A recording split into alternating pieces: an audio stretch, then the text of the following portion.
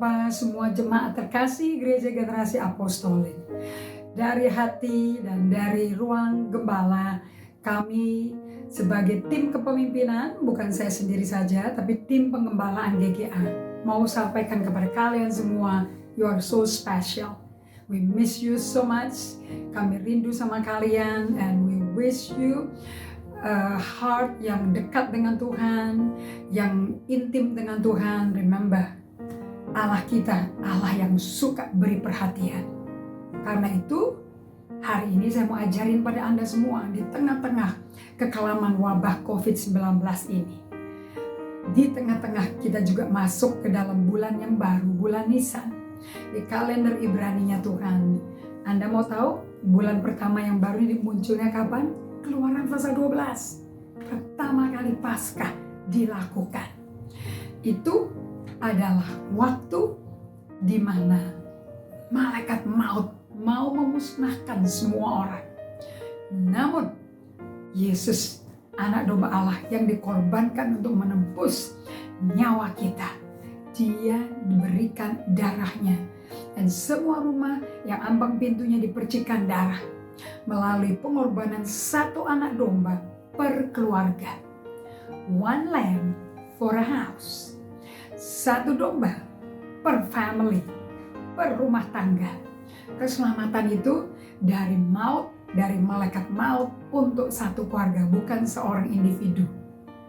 So, saya mau Anda ingat, di bulan Nisan ini, hari Paskah ini hari kemenangan, yang mati menebus dosa kita, menderita total, menanggung kejahatan, kutuk, dan semua perbuatan-perbuatan yang tidak peduli Tuhan lagi sejak Adam jatuh dalam dosa, sudah ditanggung oleh Tuhan Yesus Kristus. So, saya mau Anda semuanya fokus kepada doa yang Raja Daud berikan. Semua orang bertanya, terutama kepada pemimpin gereja, berapa lama kayak begini? Dengar suara Tuhan gak sih? Tuhan kasih tahu gak sih berapa lama sih kayak begini? Nah, saya tidak mau menjadi Tuhan bagi Anda. Saya juga tidak mau terpojok dengan pertanyaan itu, karena firman Tuhan adalah jawaban kita. Mazmur 57. Saya udah personalize ini Mazmur. Jeritan hati Daud, miktam dari Daud. Ternyata miktam itu istilah penyanyi ya, istilah bernyanyi yang dipakai. Dan waktu itu Daud bernyanyi ketika ia lari daripada Saul, bosnya dia, ke dalam gua.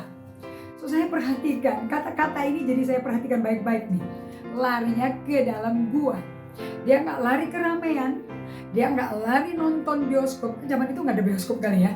Dia nggak lari rame-rame mabok-mabokan sama temen-temennya. Dia lari menyendiri. To pay attention to God, membayar perhatian kepada Tuhan. Saya terjemahkan literal ya, membayar perhatian. Kalau seseorang mesti bayar perhatian, berarti orang itu membeli dong. Nah, Allah membeli kita. Kita membeli nyawa kita yang baru. Kita bayar, cuman memberi perhatian. Dan Daud lakukan itu. Kasihanilah aku, ya Allah, kasihanilah aku. Sebab kepadamulah jiwaku berlindung.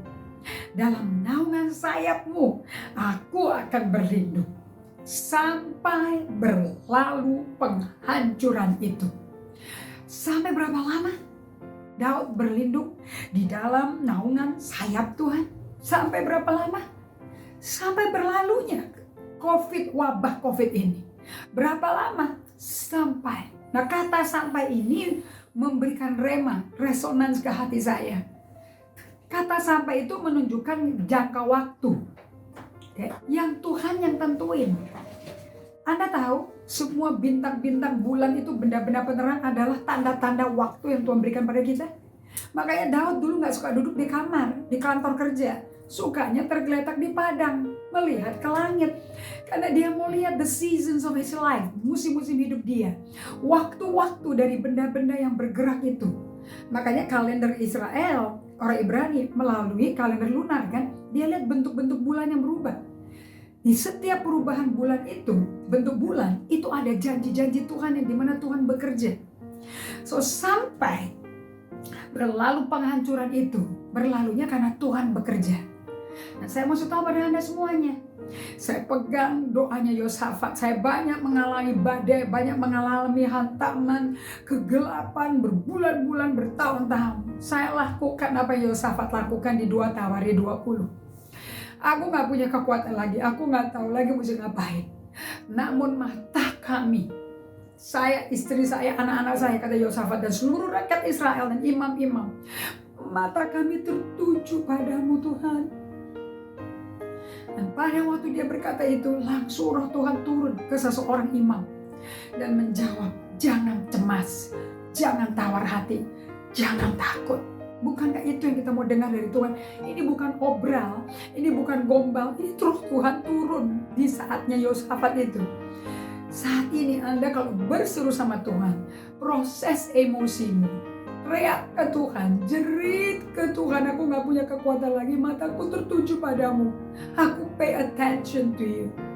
Allah menjawab loh. Setiap Anda akan mengalami jawaban Tuhan dimanapun kau berada saat ini, dalam kondisi apapun kau berada. Apakah kacau ekonominya, bisnis mesti tutup atau bangkrut, tidak ada pembeli, tidak ada pemasukan, whatever you going through. Sakit dari COVID ini, sakit, stres, emotional, paranoid, ketercekam, ketakutan, whatever you go through. Kita semua in the same boat, di kapal yang sama. Mari pay attention to God. Bayar perhatian pada Tuhan. He give all His life to us. Dia berikan segala kasih dan segalanya mengenai dirinya kepada kita, supaya kita tidak binasa, tapi hidup dan hidup kelimpahan. Fokus kepada Dia, pay attention. Karena doa adalah berdiam, mendengar, mencari, melihat Tuhan. Kata firman Tuhan Matius 5:8 berkata, orang yang hatinya mencari Tuhan, mereka akan melihat Tuhan. Orang kalau hatinya kudus, orang kalau hatinya mendapat clarity akan Allah, clear pathway, jalur yang jelas akan Tuhan tunjukkan. Dan Allah berkata kepada Raja Yosafat, firman, saya bacakan ya kepada Anda semua. Saya merenungkan ini semua, saya nggak ingat apa yang Raja Yosafat, karena itu pun kami alami semua di jemaat kami. Ingat waktu kita membangun rumah ibadah Tuhan, kita alami semua. Saya hanya bisa tersungkur, wajahnya tersungkur di kaki Tuhan dan nyerah total, dan hanya bisa berkata, aku nggak tahu apa yang harus kami lakukan, tapi mata kami tertuju kepadamu. Dan Allah berkata, camkan, hai seluruh Yehuda, penduduk Yerusalem dan tuanku Raja Yosafat, beginilah firman Tuhan kepadamu. Janganlah kamu takut dan terkejut karena laskar yang besar itu, laskar COVID-19 yang besar itu, laskar hutang piutang, debt collector, semua yang mengejar kita saat ini. Sebab bukan kamu yang akan berperang, melainkan Allah. Pegang 2 Tawari 20 ayat 15. Sebab di ayat 20 dia berkata seperti ini. Keesokan harinya pagi-pagi mereka maju menuju padang gurun Tekoa. Ketika mereka hendak berangkat, berdirilah Yosafat dan berkata, dia ngomong lagi ke rakyat Israel yang ketakutan, parno semuanya, dengar, hai Yehuda dan penduduk Yerusalem, percayalah kepada Tuhan, trust in the Lord. Percayalah kepada Tuhan Allahmu dan kamu akan tetap teguh, stabil, gigih, tabah. Percayalah kepada nabi-nabinya dan kamu akan berhasil.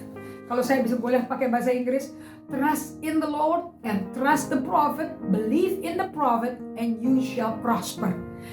Di tengah kegelapan ini, Anda dan saya bisa makmur, bisa penuh damai sejahtera. Kita tidak perlu morat-marit, porak-poranda, hancur total seperti yang kita bayangkan, seperti suara-suara yang ngomong terus ke pikiran kita. Hancur loh, bangkrut loh, hilang loh rumahmu loh, hilang loh bisnismu loh. Ini mau gaji gimana nih? Bagaimana nih usaha semuanya hancur? Bagaimana bayar anak yang sakit? Bagaimana keluarga-keluarga? Bagaimana orang teman-teman keluarga di gereja Tuhan juga perlu dibantu? What's going on? Kita mau bantu gimana, mau nabur tapi aku takut. Focus in the Lord. Pegang 2 Tawari 20 ayat 12. Sampai berlalunya penghancuran si COVID ini yang dibuat oleh si COVID-19 ini. Anda berkata jatuh di kaki salib Yesus. Nyerahkan semua upayamu, serahkan semua kekhawatiranmu, kecemasanmu. 1 Petrus 5:7 Allah berkata melalui Rasul Petrus, serahkan kekhawatiranmu sebab aku Allah Bapa yang memelihara kamu. Saudara-saudara, dia nawarin mau pelihara kita. Kita perhatikan gak tawaran itu? Are we paying attention? Atau kita fokus kepada semua yang udah mustahil, semua yang udah hancur, kayaknya ketimpa semua di kepala kita. Di tengah keruntuhan ini semua, runtuh harapan, runtuh ekonomi, runtuh kesehatan, runtuh segala-galanya. Saudara-saudara, dengan rendah hati. Memang Tuhan mau bawa kita ke level itu sih. Pada waktu kita berkata seperti Yesus berkata di Getsemani, namun bukan kehendakku, tapi kehendakmu. Actually yang Tuhan maksud adalah surrender please, berserah padaku. Izinkan aku bekerja bagi kamu.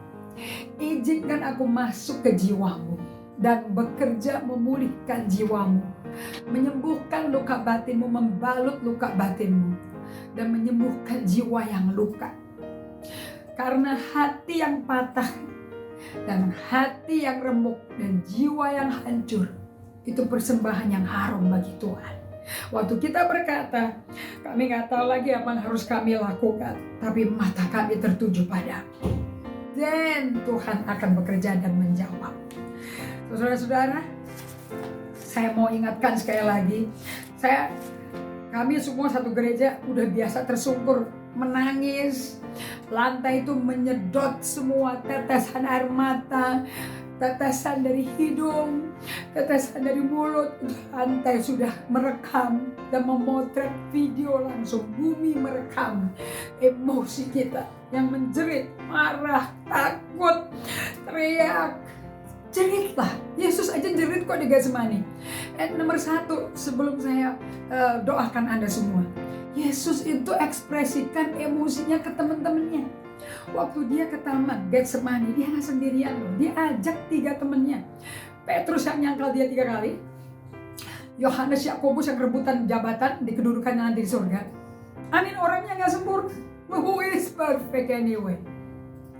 Tapi Anda butuh teman. Anda mesti tahu di hati nurani Anda, who are you connected with? Siapa sih yang Anda connect? Suatu hari orang yang connect sama kita juga bisa went wrong, ngawur gitu loh. Tapi nobody's perfect. Hari itu Yesus berkata, kamu di sini deh sama aku ya. Aku mau berdoa, kamu tunggu di sini ya. Aku rasanya udah putus asa, berduka mau mati rasanya. Allah, anak Allah yang bikin badai mengamuk berdiam di danau Galilea, menyembuhkan demam di mertuanya si Petrus. Bisa ngomong, aku nggak tahu rasanya mau mati loh, nangis loh. Kemudian dia maju setengkap, dan dia jatuh mukanya ke tanah. Dia teriak, Bapa kalau bisa cawan ini lalu, namun bukan kehendakku tapi kehendakmu. Artinya apa? Udah, aku nyerah dari segala kehendakku, biar kehendakmu bekerja di dalam aku supaya aku bisa selesaikan purpose-mu. Tujuanmu pakai aku, manggil aku, diselamatkan aku. Apa? Wes, kerjakanlah Tuhan. Yang saya minta bagi Anda semua dan bagi saya sendiri, waktu kita bisa jatuh berserah, rendah hati, kosongkan diri kita, mati total. Kecuali biji gandum jatuh dan mati, tetap satu aja tuh biji.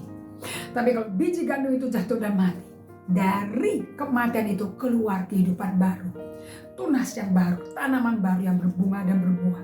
Hidupmu akan berbunga dan berbuah di masa ini kalau engkau mau berserah pada Tuhan dan izinkan tangannya bekerja. Dan saya berdoa, Anda diberi karunia membedakan roh, karunia mengetahui tangan Tuhan lagi kerja di jiwamu dan memberikan terang di dalam lorong kegelapan itu, cahaya kemuliaan Allah yang nampak pada wajah Kristus. Ini waktunya Anda berjumpa dengan semak belukar berapi yang Musa mesti kasih perhatian untuk ketemu Tuhan di situ. Waktu dia keliling, dia ketemu Tuhan. Waktu Anda mengalami kehancuran, mati daging, Anda kalau perhatikan Tuhan, Anda akan ketemu Tuhan. This is the moment kita mengalami encounter with God. Kairos Tuhan adalah saat ini. Bapa di surga, aku berdoa aku dan segenap jemaat-Mu mau rendah hati tersungkur di kaki salib-Mu dan berkata, bukan kehendakku tapi kehendak-Mu, bukan caraku keluar dari masalah ini tapi cara-Mu Tuhan.